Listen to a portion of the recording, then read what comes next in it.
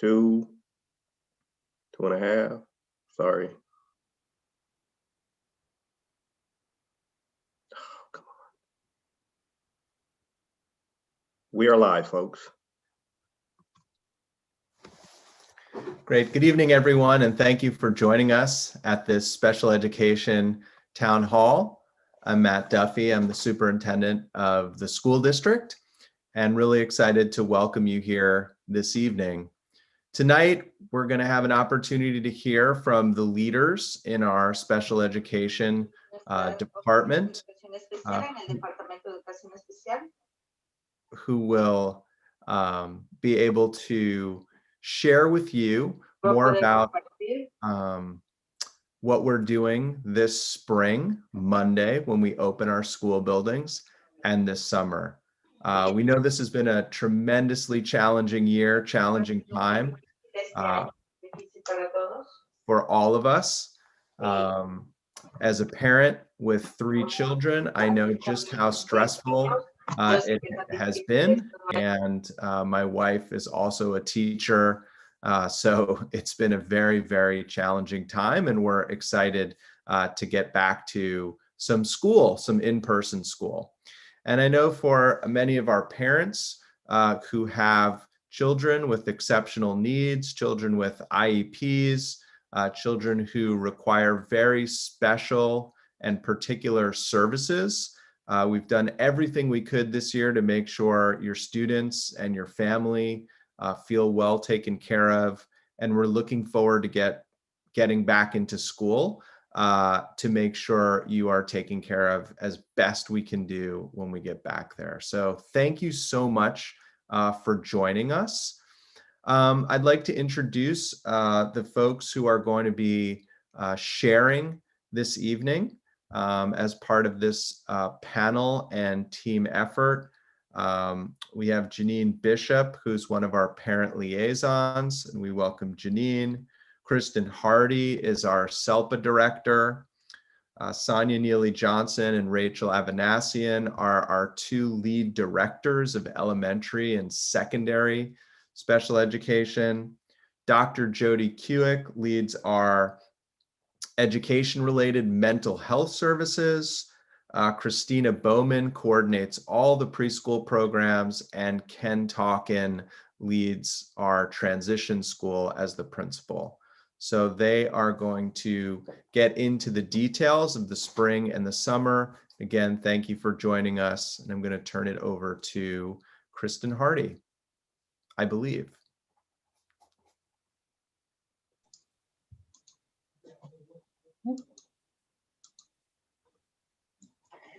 Thank you, Mr. Duffy. We really appreciate you being here this evening, and thank you to all of you who are joining us to hear about our spring and summer reopening. As Mr. Duffy said, we are so excited to have students back in the district. And for me, as the new SELPA director, joining this year in this exceptional time, I am excited to be on campuses and meet your students and meet all of you, and to meet my staff in person. So very much looking forward to getting back into in-person. So I wanted to start with how special education fits into the overall district values for West Contra Costa. As a district, we are dedicated to the health and safety and social emotional well-being of our staff, of our students, and of you all as our families that we serve. We are dedicated to providing exceptional instruction for our students with IEPs. That goes without saying as well. Our mode of instruction through the end of the school year will remain distance learning. And so for students with IEPs, that will mean that your students will continue to be served through the individual student learning plans that have been the translation of IEP services during this time of distance learning. We are excited to be offering some in-person learning opportunities to students based on the student need, based on family interest, and based on the capacity of our sites. We know that there are exceptional circumstances through this time, and so again, maintaining that health and safety for all while we meet our student needs. We are dedicated to continuing to provide equitable access to educational resources and opportunities. And we understand and have witnessed firsthand that the pandemic and distance learning have not impacted all students equally. And we want to continue to engage in an honest and transparent two-way communication with all of you as the families that we serve and our community members. And our in-person learning opportunities will be voluntary for both staff and students, as we know that our families and our staff are, again, the pandemic has affected all of us differently, and we want to honor and respect where everyone is at as we look forward toward increasing our in-person opportunities. So for our spring in-person learning opportunities, they will begin on Monday, April 19th, and they will end on June 4th, which is the Friday before the last day of school. So many of you may have heard about the district's prioritization matrix, and that was our attempt at really understanding our entire learning community from pre-K through 22 through the lens of the state's priorities and what we have learned about distance learning and the impact of distance learning on different segments of our community. And so as a district, the district used the same data across elementary, middle school, and high school to identify those top 5% of students who have really struggled the most during distance learning, what we call our tier 3 students, those students who need that extra scoop of support. And so you can see on the screen, the bullets reflect the state's priorities for returning students to school. And for our top 5% of our students, that reflects a combination of these factors. And you'll see that students with IEPs are reflected across this set of priorities, including just the fact that they have an IEP. We understand that our students with profound to severe disabilities are particularly impacted and have challenges in accessing virtual instruction. And in addition, may have some additional mental health needs. So for the spring, those in-person learning opportunities are coming in 2 forms. One is hubs led by the teacher or by an educator, and then intervention, which is facilitated by credentialed teachers. So for instructional hubs, the design of the hub is during the core instructional day. For most sites, that is 10 to 2, but we know that sites have unique designs for their programs, but it's during that core instructional day. And it's to provide students an opportunity to get in-person support to access that distance learning, to access that core instructional day. For many of our students in our SDC programs, our mild, moderate, and extensive support needs students, that means providing them access again to that core distance learning as really the greatest need that they have right now. We know that their learning differences may make it very difficult for them to access the virtual instruction. So bringing them back in order to provide that in-person support may be powerful to helping them gain benefit from their education at this time. So a teacher-led hub is where a student's own teacher has volunteered to return. So those students would be coming back to those classrooms facilitated by their teacher. An educator-facilitated hub is where the teacher has not volunteered to return but is continuing to lead instruction for their class, design the lesson plans, and be delivering that virtual instruction, while another special educator is in the classroom present, facilitating the students in that classroom to be working with their teacher. And again, for our SDC students and across all of our students, our attempt is to keep them with the classroom and teacher that they have been working with all year, whether that teacher be physically present in the classroom or virtual. Each of these hubs will have at least one paraeducator. And if a student with a one-to-one IEP is in one of those in-person hubs, then they would have the addition of a one-to-one aide. And if their one-to-one aide is volunteering to come back, then that will be their one-to-one aide. The hours for these hubs are between 2 and 3 hours mostly dependent on the age of the student, Monday, Tuesday, and Wednesday. And that is very much based on individual site schedules. And so your site, your school site, will make available to parents what the schedule is on their site. The size of those hubs is up to 12 students, but for our students in special day classes, our ESN students, our MMSN, mild moderate support needs students, we recognize that the learning needs are higher and the ratio with educators is smaller. So no more than 6 ESN students in a hub or 8 MMSN students in a hub. And again, with the paraeducator and any individual one-to-one. And again, these spring opportunities are very much to help our students who may have more need to practice these routines. We know we're coming back to a learning environment that looks different right now, and some of our students need more practice to get ready to be back in in-person instruction. And so these last 6 to 7 weeks of school is a really good opportunity to bring students back on campus and practice these routines as well as accessing their learning. And Dr. Kuik will talk more in a few minutes about supporting with those routines. Our intervention is again for that 5% neediest that I spoke about, where the district identified, which is about 1,400 students across our district, kindergarten through 12th grade. And these are for students who've experienced the greatest learning loss based on our data during the last 14 months. The interventions are typically before or after school, before or after that core instructional day. Again, Monday, Tuesday, and Wednesday, but it is based on the site schedule. And as we've seen, sites have customized that schedule based on their individual unique needs. Through spring, we want to do everything we can to continue to provide for the routines that students have had all year and those relationships with staff and students. The interventions will be taught by a credentialed teacher, but in this case, it may not be a student's teacher. It may be groups of students with an educator or with a teacher that is not their own. Up to 10 students in these classes. As the district, as sites fill and meet the, provide spaces to the 5% neediest students, then they can work down their own site 5%, top 5% list and offer additional spaces to students.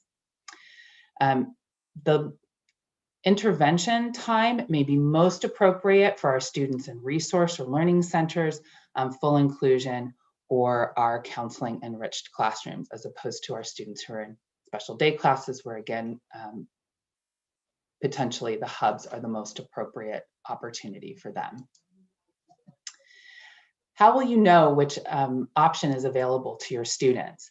So over the spring break, the district was contacting those families that where the student was identified in the district's 5% priority list to offer spaces in the intervention groups. Sites will be notifying parents of additional spaces during this week based on the site's priority matrix. And then over the course of this week, families will be contacted about opportunities to participate in hubs. And any mild, moderate, or extensive support need family who would like their student to participate in a hub should complete the form and or let their case manager know as soon as possible. These opportunities should be, communication should be going out now. And then families will be notified by Friday, April 16th by their case manager for their in-person opportunities beginning on the 19th.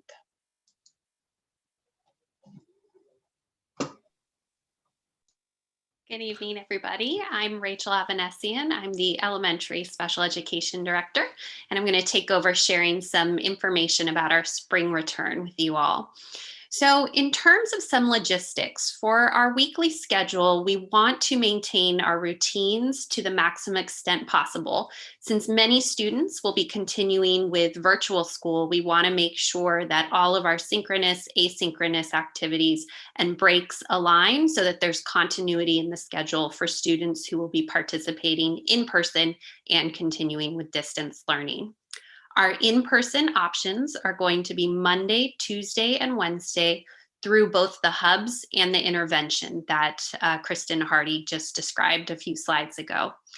Each site will be able to design their schedule based on the needs and the resources that are specific to their community. On Thursdays, there will remain distance learning, so all students will be participating virtually.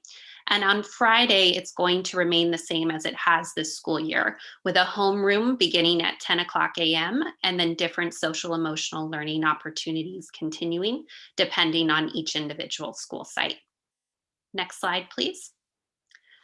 So in terms of campus protocols and routines, we as a district have developed a CPP, a COVID prevention plan that's available online, and it's going to outline all of the safety protocols that will be in place. So these are going to be things like mask wearing, social distancing, hand washing, signage, making sure that we have protocol if students or staff members do not feel well when they arrive at school, and different cleaning and disinfecting protocols. So that information is all available online, and all of the site administrators will be receiving manuals and guidance about how to implement these specific safety procedures. Next slide, please. For meals, we're going to make sure that students are provided a healthy snack that complies with state and federal nutritional guidelines. Students will also have the option to bring their own food to campus, and sites will develop individual plans around eating and meal times that comply with social distancing and safety guidelines. And during those meal times, we will ensure that there's appropriate supervision and supports. So for transportation, we have been working very closely with our busing company, First Student, and there will be two options this spring. For any families that are able to transport their own children to school, as a district and a special education department, will be able to offer reimbursement for that. And we do encourage families, if that is possible, to please do so, and we'll provide you with forms to receive that monetary reimbursement. If your student has transportation bus services on their IEP, and that is the way that they need to get to school, we will also be honoring that. So we're working very closely with First Student to set up the bus schedules. Transportation will begin the week of April 26th. Also, First Student will have safety protocols that will be posted to our district website. And these are safety protocols that First Student has submitted also to the county for approval. So all students who are riding the bus will need to wear a mask. For our lineup procedures for boarding the bus, students will remain 6 feet apart. We're going to ask that for the safety of everybody involved to not approach the bus if you're experiencing any cold, flu, or COVID symptoms. Seats, there will be spacing on the bus with some seats remaining vacant so that there is appropriate social distancing space, and those seats that need to remain vacant will be marked. Buses will also load from the rear to the front so that there is less crossing of students and staff on the bus. All windows will be open on the bus as well when it's in motion. And so we ask that if your student will be riding the bus, to please make sure that they're dressed appropriately. It'll be very helpful if they can wear a jacket so that they can remain warm on the bus when those windows are open. And then after every unloading, the buses will be disinfected and using the federally approved disinfectant solution. Next slide, please. And this I'm going to hand off to my colleague, Dr. Jody Kuick, to review some of the social, emotional, and behavioral supports for students returning. Thank you. Okay, so we have been working really hard in this area. We've had actually many months to practice in anticipation to be with the kids again. And we will continue to provide the district adopted SEL curriculum. And that is Sanford Harmony for elementary, Second Step for middle school, School Connect for high school, and for the ESN classes, they have SEL curriculum embedded in their unique curriculum. We're going to be continuing to work to support students to learn and practice wellness, self-regulation skills, and social skills, how to reconnect with people, how to interact socially in a safe manner, how to feel comfortable with greeting and being with other people, and also maintaining safety. The district will be conducting a Raleigh survey with students, and that is to identify and target additional supports to students based on their social, emotional needs and their adjustment. In addition, we've been working real hard on the behavior side of things, and we will be teaching and practicing and prompting new school routines such as wearing the mask, social distancing, hand washing, and maintaining safe behaviors. We will be doing these both with prompt, coaching, practice. If there are any skills that kids need to learn or adapt to in order to practice the new school routines, we are going to make the assumption that many kids will not know how to line up, and that we will be teaching them, much as we would a kindergarten or first grader on their first day of school, how to line up, where to sit, and a lot of coaching and prompting and one-on-one support for this. We will also be focusing on self-regulation and restorative practices to support the safety for all. So we have a COVID behavioral matrix, which talks about how to intervene if there are any unsafe behaviors in a classroom. And we start always at the least, we start with the antecedents. What is happening if a student takes off their mask? Is it that they're uncomfortable? They need an adjustment, they need a prompt or encouragement, and then it goes from there to providing more supports for kids. And restorative practices, we call it, restore outdoors, maybe step out a little bit with a one-to-one person who can actually support getting into a safe space. Our staff is being refreshed in CPI, which is our nonviolent crisis prevention intervention.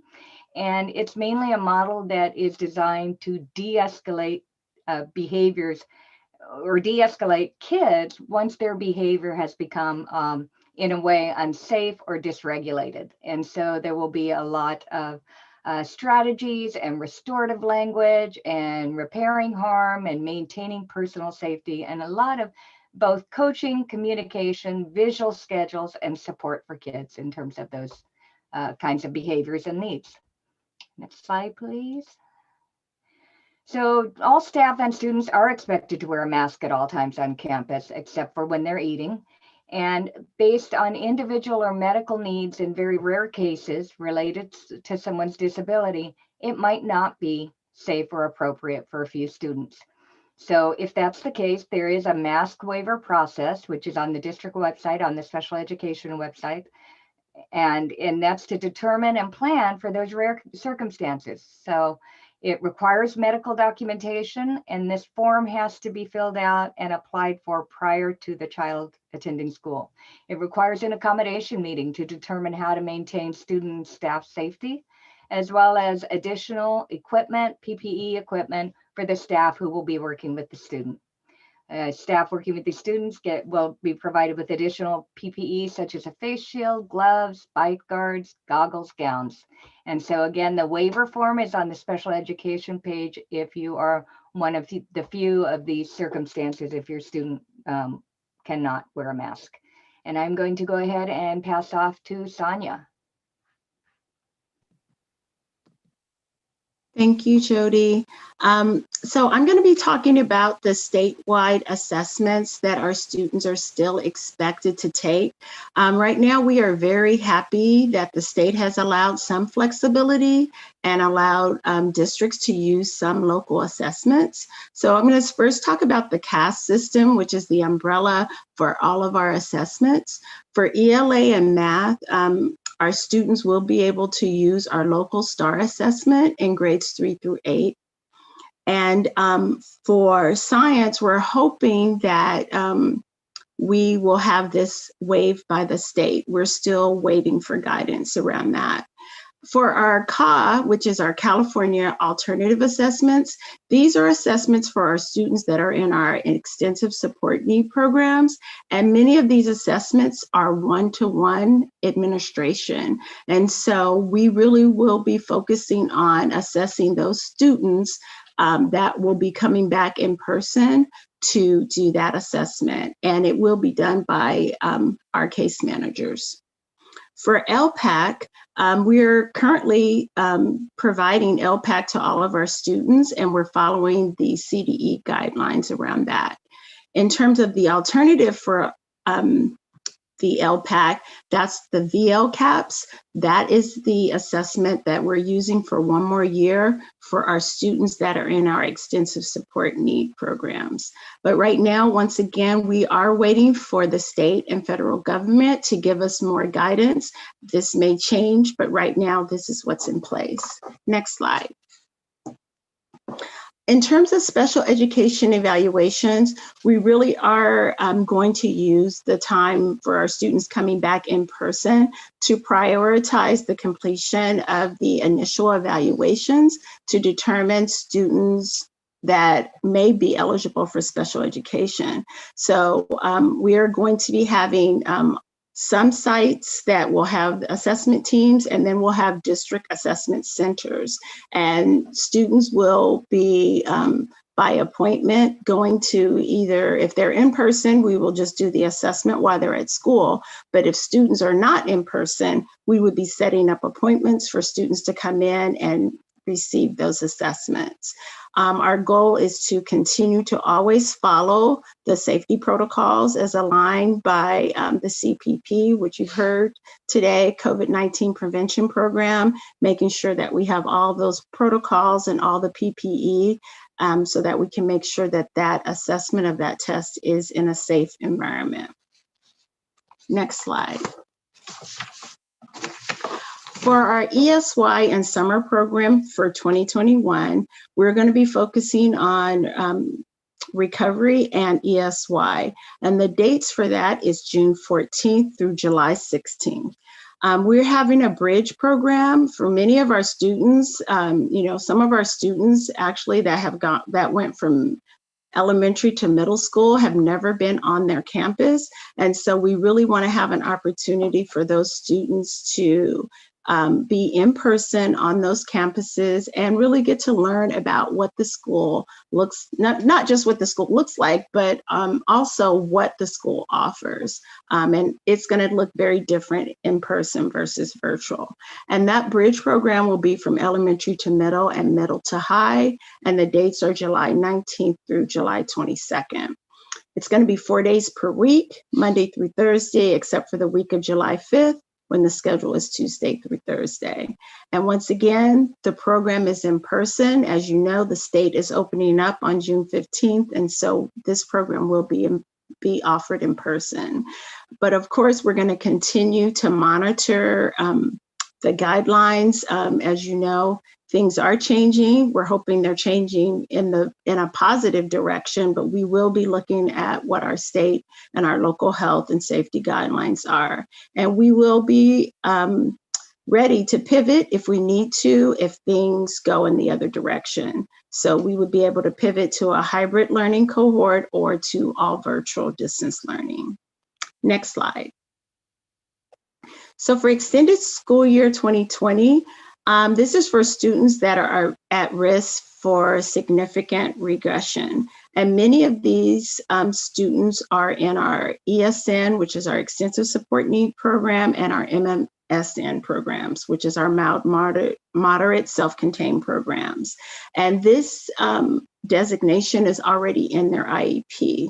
And so students that qualify, case managers have already reached out to these families and asked if they would be participating because it is optional, it's not mandatory. And we have completed that application for parents. Meals will be provided, as you heard earlier, and transportation, there's 2 options for transportation. You can bring your child to school and parents would be reimbursed to and from, or using our First Student Bus program. Next slide.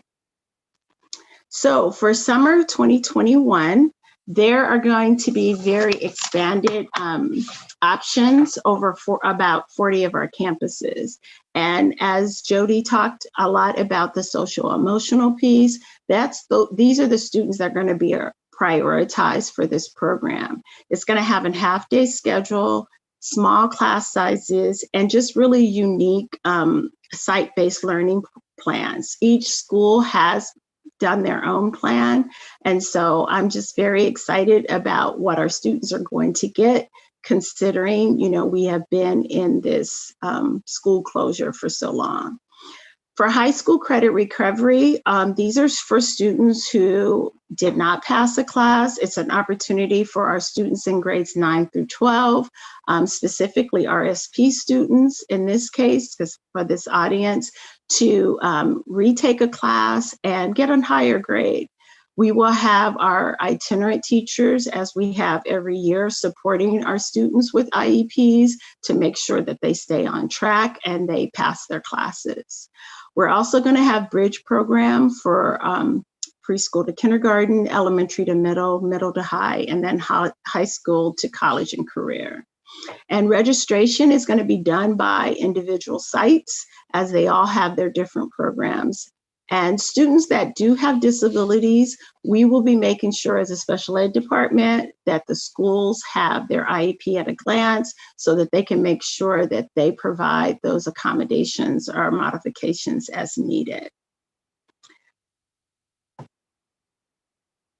And next slide. Oh, thank you. So now I'm going to turn this over to our moderator, Janine Bishop, who is our parent liaison, because it's time to address questions.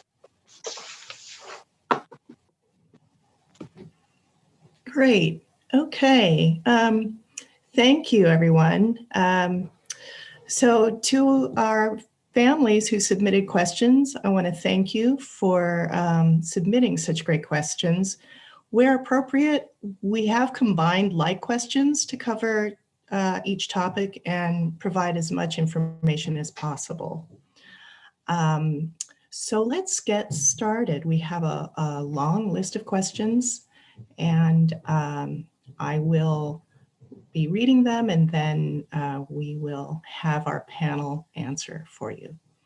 So question 1, how will a student with multiple learning and medical needs, including autism, low vision, food allergies, be supported? My child with autism is having a difficult time understanding what is going on and worries that he might be sick. How will the school help me to explain all of the changes to him and help him feel safe coming to school? Christina, can you answer that one for us tonight? Great, thank you. My name is Christina Bowman. I am the district coordinator for preschool and early intervention. So all staff, because students have IEPs, will be very aware of students' individual needs, all of the accommodations that are listed within the IEP, and any supports that they will need to be successful. If you have any concerns, obviously you can contact your case manager at any time, and we can go back and take a look at the IEP and see if there is anything that needs to be added. The other thing that we're using is social stories on COVID-related behaviors. I'll give an example from preschool. Little ones have a hard time sometimes keeping their little masks on their face, and they're constantly pulling their masks down or throwing them around or playing with them. And so we've created some social stories that teachers are using this week through their virtual Zoom lessons about keeping masks on the face and the importance of it. And so that's one of the ways that we're introducing these types of safety protocols to our students, and then we will continue to do so when they're here in person. And then Dr. Kuick talked about the behavioral matrix, and this includes direct teaching and practice of behaviors. And so this will help students feel more comfortable and also be successful in school. Thank you, Christina. Next one is, my student has a triennial evaluation coming up at the end of May. Can we do this evaluation in person? Who would like to take that one? I can do that one, Janine. Okay, Rachel, thank you. Sure. So as we discussed in the presentation, our first priority for this spring is to complete any initial evaluations. We want to make sure that we're identifying any students that might have disabilities so that we can get them started with special education services. Depending on our capacity this spring and also this summer when we'll be running assessment hubs, we may have the potential to start doing some of those triennial evaluations. However, in the meantime, we also think it's important to share that we still are able to conduct virtual assessments validly and gather information. There's also record reviews that can be conducted for triennial evaluation. So in preparation for your triennial IEP meeting, your team will be reaching out to you and have a conversation about what is the most appropriate way to complete your students' triennial assessment so that we can develop a strong IEP for them. Great, thank you. Looking at number 3, I'm going to ask Sonia to address this. I want to know if the students will have bus transportation. Will students have lunch or we need to provide lunch? How many children will be in the classroom? Do they need a COVID-19 test before they return to school? If a child gets positive to COVID-19, do all children need to be out of school for 10 days? Good questions. How will it work? Okay, that's a multi-part question. And I don't know if I introduced myself. Sonia Neely Johnson, I'm the secondary director for special ed. And I'll start with the first one. So if our students have bus transportation in their IEP, then they do qualify. And like I said earlier in one of my slides, I said that you can do it in 2 ways. Parents can opt to bring this child to school and they would be reimbursed for to and from school, or we would make sure that they're set up through First Student to receive bus transportation. In terms of the lunch, we will provide lunch for students that qualify for lunch. And we want to make sure that, yes, if you would like as a parent to provide your own lunch, because some of our students do have specific diets, that can be done as well. In terms of how many children in the classrooms, we are, and I'm going to say this is, I'm assuming this may be for spring, we're keeping these small. So for our ESN classes, we're trying to have only 6 students. As we go up to our MMSN, we go up to 8. And then for some of our other students, no more than 10. Students do not need to have a COVID-19 test. That to me is a personal choice as a parent. I have a son who has extensive support needs and he is over 16. And so he has been able to get tested. And so right now the CDE guidelines are saying students 16 and up, but that would be a personal family decision. They do not have to be tested to come back to school. If a child gets positive to COVID-19, do all children need to be out of school for 10 days? How will it work? I think that it really depends on if a child becomes positive and say they test positive, we would need to do contact tracing to find out, who did they expose? The reason we are keeping our cohort small so that we can do that contact tracing and we can determine who needs to be isolated or who needs to quarantine. And the county has given us guidelines on how to do that, not only for our students, but also for the adults that work in our schools as well. Great, thank you, Sonia. Next question. My student is in the post-secondary transition program and has significant challenges accessing distance learning. We're having difficulty keeping her engaged, and we don't think that would be effective anyway. How will the district support our student in spring and summer 2021? This would be a question for Ken Tolkien. Good evening, everybody. My name is Ken Tolkien. I'm a special education coordinator of transition services and principal of the transition program, and we serve students ages 18 to 22 who have special education services. So for our program, we always work on a functional life skills curriculum within a community-based instruction model. Each of our students has a person-centered plan, so whatever interventions and instruction are very, very individualized. So for this student who is having troubles accessing curriculum and instruction from distance learning, we are providing in-person support opportunities. We're very fortunate. We have a lot of continuity in the transition program. So most of our teachers are opting to teach in person with the hubs. We do have a few teachers who are going to do the education facilitator model. And again, it's based on the students' needs, and we're going to be doing a lot of the things you heard from the other colleagues, establishing new routines given the COVID circumstance, and sticking with the individualized programs that we already have in place. Thank you, Ken. 5, what are my students' options for return in spring 2021? Who would like to take that one? I can take that one. Okay, So all students are eligible for the hub, for the instructional hub. So that is available to all of the students. For the intervention hubs, that is for the neediest 5% on the slide that Kristen showed you regarding the prioritization.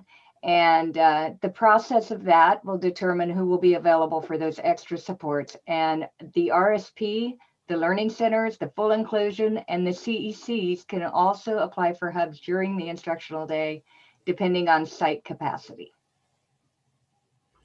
Thanks, Jody. What are the options for transportation in spring? How will transportation be made safe during COVID? Kristen, would you like to address that? Sure, thank you, Jody. So as we have spoken about before, there will be 2 transportation options for spring for students who have transportation in their IEP. For students who don't have transportation in their IEP, students are presumably attending the school that they in their community, and they will get to school as they always have. For students with transportation in their IEPs, there are 2 options. We do have first student for busing, but as was mentioned before, that won't start until the 2nd week of the in-person opportunities on April 26th. Putting transportation in place is a very big process, and we've been working closely and quickly with first student, and they will be up and ready to go on April 26th. Parents can opt for the reimbursement if they are able to get their students to school, and paperwork will come directly from our office if that is what parents would like to choose for those students who have transportation in their IEP. In terms of safety, First Student has been working closely with the County Department of Health on all requirements and does have an approved COVID safety plan, which will be posted to the district's website. But some of the things that you heard earlier when Ms. Avanesian was presenting are things like we will maintain 6-foot distancing through summer on the bus, which means that there will be alternate rows in the bus, seats for students, the alternate seats will be marked so that students won't sit there. Students will wear masks. The bus will remain well ventilated with windows open during transportation. And when lining up, students will remain 6 feet apart, and the bus will load from the back to the front so that students are not passing one another in the aisles as they load the bus. In addition, after every single route, the bus will be fully deep cleaned by the transportation staff. Thank you. Next slide. So additionally, we've heard nothing on whether we qualify for intervention or not. Is there a plan to allow for special ed students to go to other schools if our schools fill up? Rachel, could you address that? Yes. So the families of students who are in that top district-wide 5% were notified over the spring break. So if you have not heard at this point, your student was not one of those who was identified for that additional top 5 intervention. The plan is to have as many students as we can attend the hubs. That's that approximate 10 to 2 o'clock p.m. hour in line with the site capacity. So right now, that is our first priority, is to to have as many students as possible attend their hubs at the school that they normally go to for instruction. We're still in a process of figuring out our staffing and the intent of families who want to return. But at this point, we are prioritizing remaining at the school where your student normally attends, because we think those relationships and connections are really important to maintain in these next several weeks of the spring. Great, thank you very much. So for students who rely on lip reading and hearing aids, how will the schools ensure that these students are able to communicate effectively in a classroom setting? Barriers like face masks tend to muffle the sound of the person speaking. Wearing face masks also makes it impossible for students to lip read.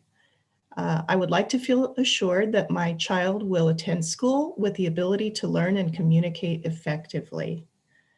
Dr. Kuick, can you address this question? You know what, Janine, I think I'll jump in and take. Okay. Okay, you go for it. No problem. So students in our deaf and hard of hearing programs who may wear hearing aids and rely on the lip reading, many of them have hearing assistive technology in their IEP. So these are things like FM systems in the classroom. Our district audiologist and our deaf and hard of hearing teachers will be working together to make sure that students who return in person will have that hearing assistive technology available to them. Also, as a district, we have ordered clear face masks that will allow speakers and listeners to see the mouth area when we're communicating. So those are going to be available to all of the programs, paraprofessionals, teachers, administrators, anybody who works with students who need to read lips. We'll make that accessible. And we also have enough where we think it will be helpful for other programs that really rely on reading faces for social communication to also have those clear masks. So we'll make sure that that's in place. Additionally, the district as large had been thinking about just voice projection when we return and everyone's wearing masks, and we had shared those same concerns about muffling and decreased sound quality. So our educational technology department has actually ordered voice amplification systems that will be available in all classrooms, special education and general education, to make sure that communication coming from the teacher is as clear as possible. So we're excited that that additional technology will be available and beneficial to all students in the district. Great, thank you. Thanks so much. For the children in the 3 to 5 year age group who have lost the crucial development in social skills and emotional learning, since scientifically that time will never be able to be made up. My child is high functioning and with early intervention was progressing very well in all aspects. I'm worried that my student has regressed now, and he seems to not have the same love of learning that he used to have. Kristen, would you address this, please? Sure. This is an excellent question, and I know something that is on all of our minds. This is unprecedented. We've never seen how children have developed through this time period, and we are very watchful as students return.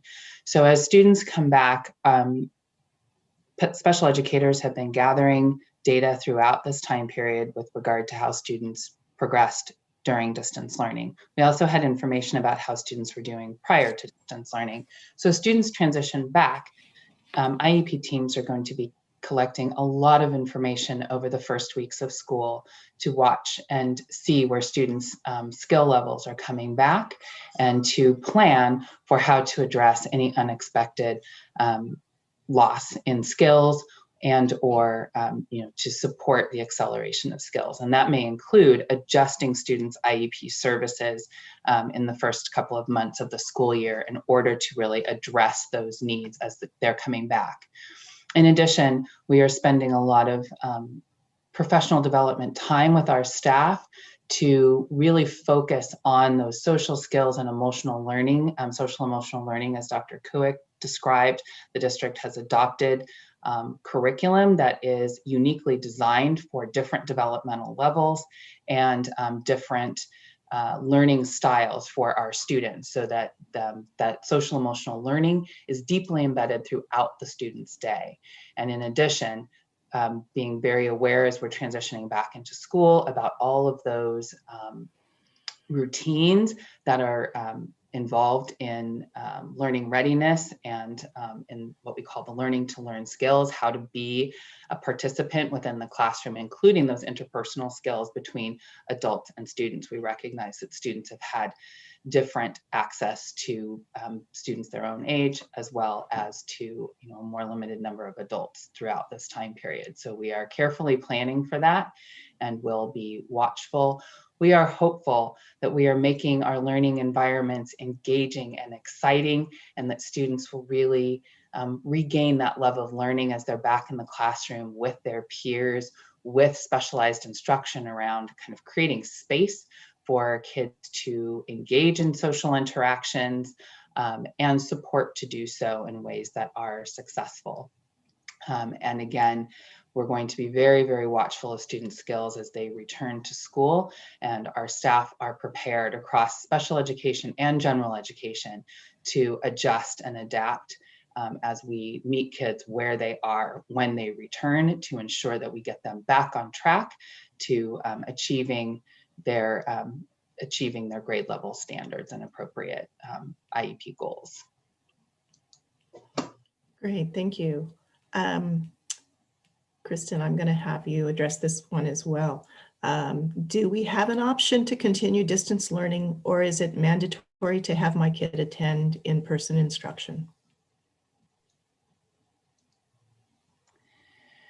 We recognize that families are in a range of places and have different circumstances, and some children have actually thrived during distance learning. And so we want to continue to make those options available. I think one of the silver linings of COVID is that we have expanded the ways that students have learned, and we have seen that different styles of learners really benefit from different kinds of instruction, and we want to carry that knowledge back into post-pandemic world and broaden our opportunities for learning for students to meet them at their learning strengths. So for spring, all options to return are voluntary. So for families who were offered an opportunity to return for intervention, the family has the opportunity to accept or decline that offer.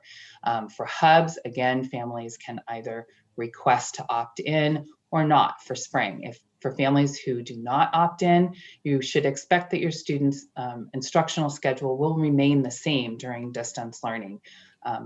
As Ms. Avanesian described, the schedule Monday, Tuesday, Wednesday, Thursday will be that core instructional time between 10 o'clock and 2 o'clock. We know that involved synchronous learning, asynchronous learning, breaks for students. And then on Friday was the homeroom, some asynchronous instruction, and then SEL opportunities. So that would continue for families who opt to remain in virtual instruction throughout the spring. Summer, again, for students who have extended school year in their IEP, that is voluntary. So as case managers call and invite you back, families can either accept that or decline that. I do want to emphasize that we are going back to a regular extended school year. Initially, when case managers called at that time, we were at a different place in terms of the tiers. And so we were offering an AM and a PM cohort for extended school year. We are now back to offering the traditional day, which for preschool was 3 hours, and for kindergarten through 22 was a 5 hours of specialized academic instruction. And so we will be recontacting parents who said yes or said no to ESY to find out if the change in the day, structure of the day changes families' interest in participating in extended school year. For summer school, again, we are offering broad opportunities for general ed and for those special education students who don't have extended school year in their IEP, but again, that is all voluntary. For fall, we anticipate being back in full in-person instruction. However, again, with the recognition that families are in different places and students, we understand their learning needs differently now, this district has begun a virtual academy, which means that students can continue to remain in distance learning. And the virtual academy will be able to accommodate students with IEPs. There would be an IEP meeting for families interested in accessing the virtual academy so that they can understand what those special education supports and services would look like through the virtual academy to remain in distance learning into next year. And so that they, in conjunction with their students' IEP team, can make an informed decision and recommendations around what's best, how their student will most effectively be able to benefit from their education. Thank you. And then 11, I think we will have you address this one as well. If a student qualifies for in-person school this spring, but their case manager isn't returning, will they be placed under the supervision of a qualified special ed professional who has read their IEP and understands the nuances of their special needs? Sure, this is a really good question. So as we spoke about before, there are those teacher-led hubs when a student's special education teacher is returning. So it's predominantly going to be for our students who are participating in special day classes where they would spend the majority of their day with their special education teacher and paraprofessionals in that team.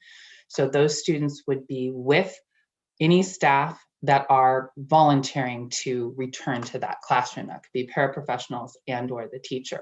If the teacher is not volunteering to return, the teacher will be online virtually delivering their instruction while the students are in the classroom.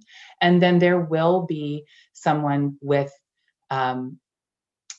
knowledge and experience with special education who can be working with the paraprofessionals to facilitate the learning students in that classroom. I can tell you that more than likely, everyone you see here on this screen this evening, as well as a number of our program specialists, will be supporting those hubs during the day. We're actually all very excited to be back in classrooms with students again. We want to open as many classrooms as we can through these last weeks of school and afford families who are interested in returning that opportunity. And absolutely, the folks in the classroom will have access to the IEP at a glance and will understand the unique learning needs of the students within that classroom that they are supporting. Great, thank you. Number 12, hello. I just have a few questions about summer program. Is there some type of paperwork I have to fill out? If so, if I miss turning in paperwork, is this the last day to sign my child up to a summer program? Who would like to take that? I can take that one, Janine. We have two summer programs. So the summer program that is offered by the site, those applications have not come out yet, but the sites will be getting those applications out to their students. In terms of ESY, our applications have been out and our case managers should have contacted all families. We continue to take those applications up until the day school starts, but of course we would like to know ahead of time. So if we need to make arrangements for transportation, we need, and making sure that, they're at the school that we designated for ESY, we can make sure that those numbers and everything is in place with materials, et cetera. So if the parent has not received their ESY application, I recommend that they contact their case manager or they can contact either one of the directors, because as I don't know what level this parent is at. Thank you. Thank you. Okay, next slide. Thank you. How often will my child be required to come into the classroom for in-person assessments? Rachel, would you like to address this one? Sure. So I'm interpreting this question as when your student will come in for completing any type of evaluation in the spring. Assessment is a very personalized and individualized process unique to each student. So the amount of hours that will require for your student to be tested will depend on their age, how many evaluations that they're having. It's usually several testing sessions completed over a few hours each time. So once you're notified about an assessment time and bringing your student in for that, the assessors can help to gauge and give you an estimate of when and how many hours you'll need to bring your student to campus, because we know that information is really helpful as parents in terms of planning and getting your student to specific locations. So anticipate several sessions ranging over a few to several hours, depending on the age of your child and their unique needs.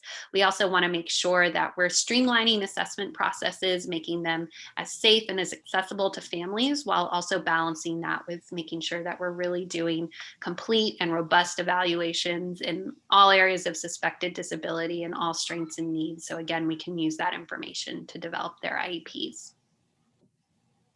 Thanks, Janine. Great, thank you. Thank you, Rachel. Okay, 14, cleaning and disinfecting protocols. How often will equipment, toys be wiped down? Christina Bowman, as soon as I get finished with this question, I think this one is for you. Will children receive speech and occupational therapy, receiving speech and occupational therapy be required to have group services? Will social distancing guidelines of 6 feet apart be used in the classroom if group services take place? All Zoom will be ending. Will services be coordinated to work around the regular classroom schedule? Great, thank you, Janine. So lots and lots of little parts of that question. So we'll go through those. There are cleaning protocols for the district, and they're listed in the COVID prevention protocol document that's on the district website. So I urge you to take a look at it. It's very extensive and it puts your mind at ease. Some of the things that we'll be doing is regular wiping down of high touch surfaces, deep cleaning at the end of the day by our custodial staff. And then we will also have additional sets of materials to minimize sharing. Like in preschool, we've got little plastic bins or containers where students have their own materials, and so they won't have to share those in groups. That's one example. Zoom is not ending, so that's a good thing. It's still, distance learning is still the primary mode of instruction through spring until the dates that were listed, I believe June 4th. And even though the county and the state are now allowing 3-foot social distancing between students, the district made a great decision to follow a more conservative course and based on the community needs and priorities, and they're going to continue with the 6-foot social distancing through the spring. So that's what you will be seeing at the school sites. Any group intervention, like speech or OT, will accommodate safe practices through orientation of furniture in the room. So we'll be looking at the classrooms and seeing what we need to shift. There will be in-person options for support to access distance learning, and some additional in-person remediation for those students who have experienced the greatest challenges. All student services will be provided consistent with the individual student learning plan, defining how the IEP is being implemented during distance learning, and this will continue to be followed through the spring. So those students who have individual services like speech or OT, will continue with individual services, and students with group services will continue with group services. Unless the service provider contacts you or an IEP meeting is scheduled to discuss a change in the model of delivery. And if you have questions or concerns about how these services are being delivered, please do contact your student's case manager.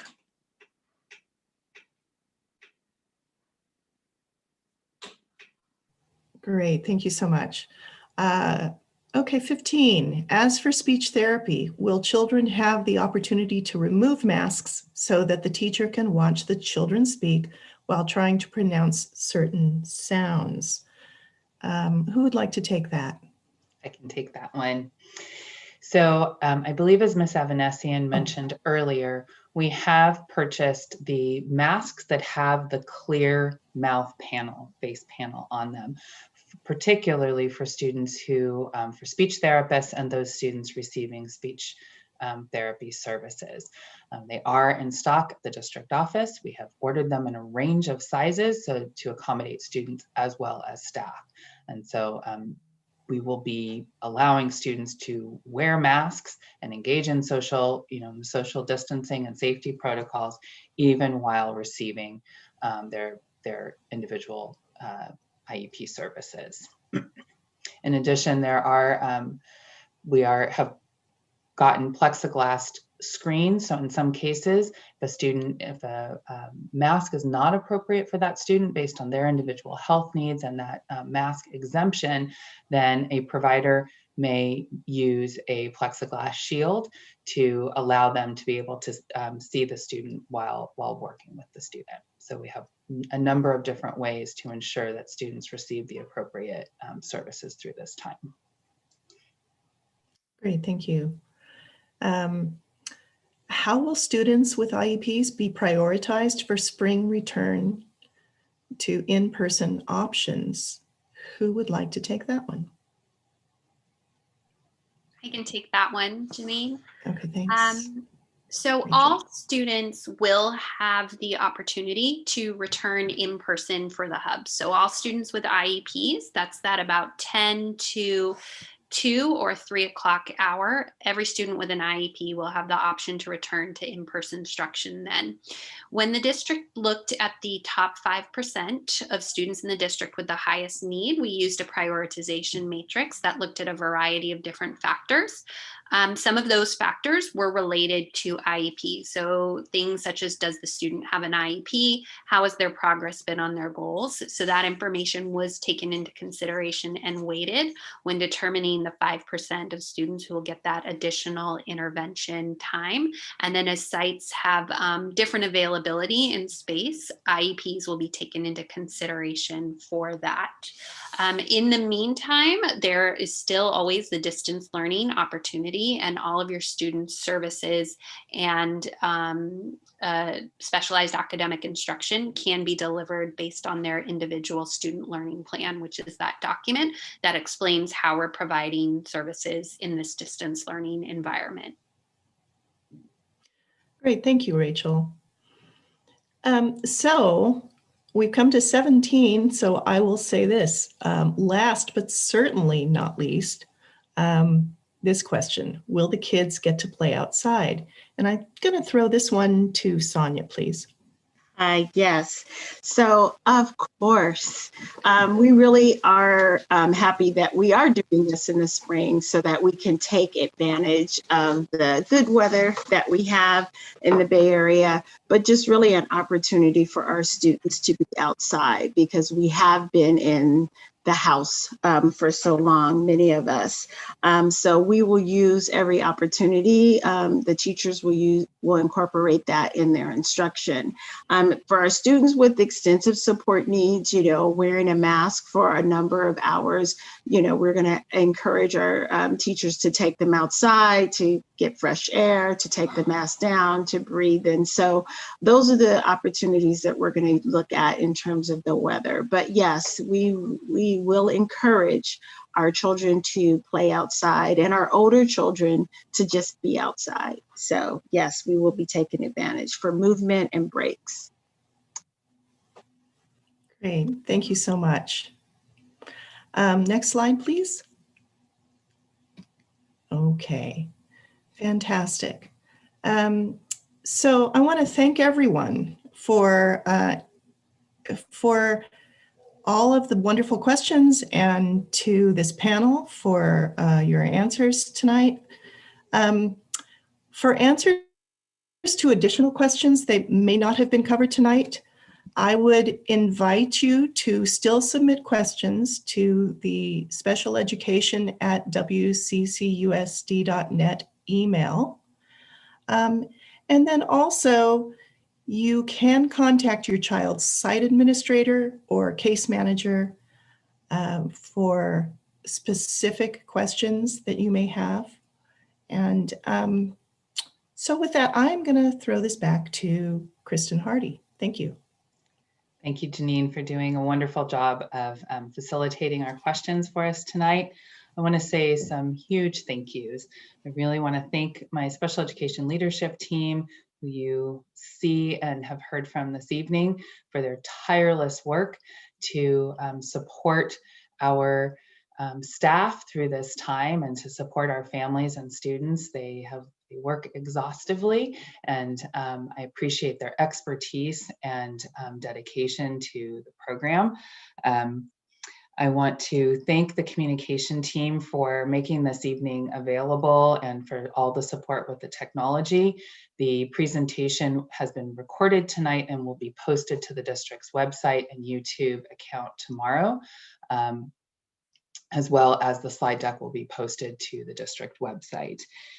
So thank you to them. I want to thank our translators for making our evening today accessible to hopefully most in our community. So thank you to them. And I want to say a huge shout out and thank you to our special education department staff.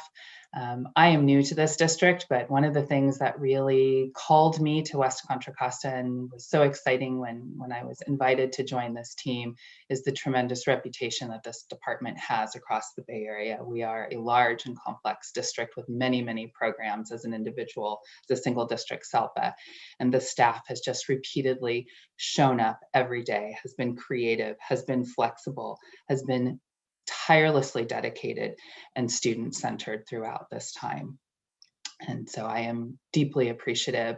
And as we look at yet another shift in the instructional model and the quick adaptation to what this means for our students with disabilities and how to make this shift through spring accessible to the maximum number of students and to meet students' needs and to ensure their safety, security, and comfort through this return to school is the staff has been just endlessly generative to come up with ideas to meet these needs and to meet your students where they are on the day that they return to school in person, at whatever point that is, either this spring, this summer, or in the fall.